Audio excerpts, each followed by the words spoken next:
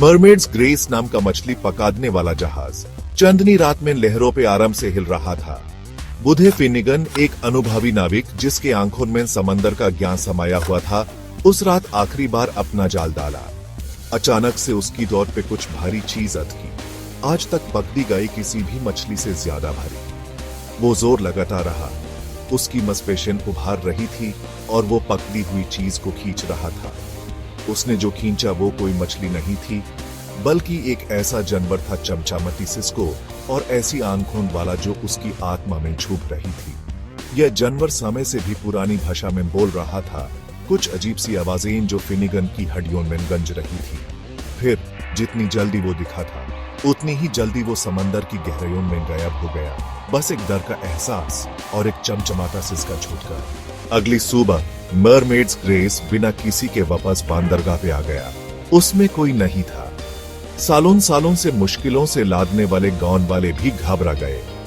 बूढ़ा फिनिगन गायब था, बिना कोई निशान छोड़े, सिवाय उस अजीब अनोखे सिसके के जो जहाज की रेलिंग में लटका हुआ था। डर एक धीरे धीरे बढ़ते कोहरे की तरह शांत गांव पे छाने लगा। समंदर जो कभी जीवन और भोजन का स्रोत था, अब एक अंधेरा और भूखा राज छुपाए हुए लग रहा था।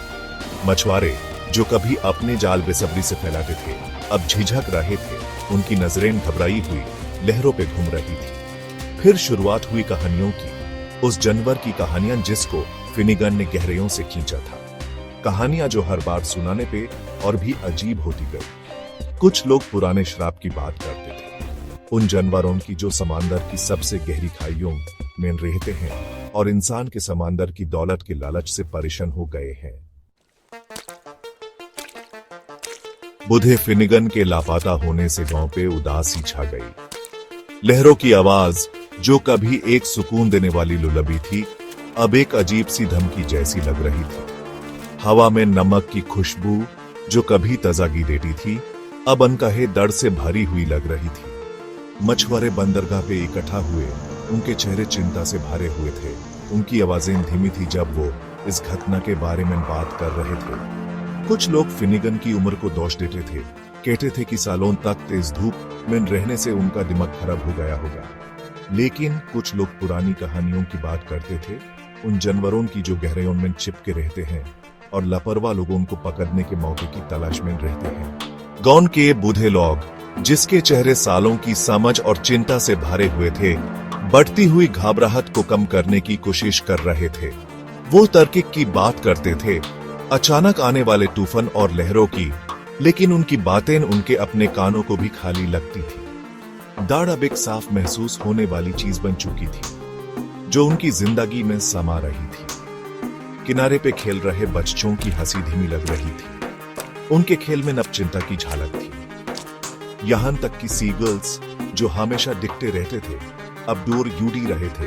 उनकी चीख में बेचैनी थी। जैसे जैसे दिन रातों में बदलते गए, गांव ने अपनी सांस रोकी, इंतजार किया, देखा और प्रार्थना की कोई निशान मिले, कोई भी निशान उनके खोए हुए मछुआरे का। लेकिन समंदर एक कठोर नीली दीवार बना रहा, अपने राज अपने अंदर छुपाए हुए। लेकिन डर बढ़ता रहा, अनजान और समंदर की खामोशी से बढ़ता रहा। फिनिगन के लापता होने और अजीब घटनाओं की खबर शहर तक पहुंची। गंभीर और तेज नजर वाले इंस्पेक्टर डेविस के नेतृत्व में एक टीम गांव में पहुंची रहस्य सुलझाने के लिए। डेविस एक तार्किक और विवेक वाले आदमी ने समुद्री राक्षस की कहानियों को अंधविश्वास माना। वो यहाँ तथ्य और सबूत से निपटने आया था और वो कुछ भी नहीं होने देगा, यहाँ तक कि गांव में छाए डर को भी नहीं।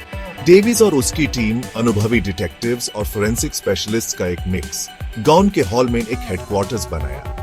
उन्होंने गांव वालों से पूछताछ की, उनकी नोटबुक्स अलग अलग कहानियों और अंदाजों से भर गई। उन्होंने मरमेड्स ग्रेस की जांच की, उनके दस्ताने वाले हाथ हर जगह फिंगरप्रिंट्स ढूंढ रहे थे। उनकी ट्रेंड आंखें कोई भी क्लूए ढूंढ रही थी जो उन्हें खोए हुए मछुआरे तक ले जा सके। वो सिस्का, उस जानवर की एक चमचमाती याद जिसको फिनिगन ने देखा था, उसके कई टेस्ट्स किए गए। साइंटिस्ट हैरान थे, वो किसी भी चीज से नहीं मिलता था जो उन्होंने पहले देखी थी। उसका स्ट्रक्चर किसी ऐसे जानवर की तरफ इशारा कर रहा था जो उनकी किताबों में लिखी किसी भी चीज से पुराना था। रहस्य सुलझने के बजाय और उलझा हुआ लग रहा था। डेविस और उसकी टीम को एक ऐसे जाल में खींच रहा था जो लहरों के नीचे बहुत दूर तक फैला हुआ था।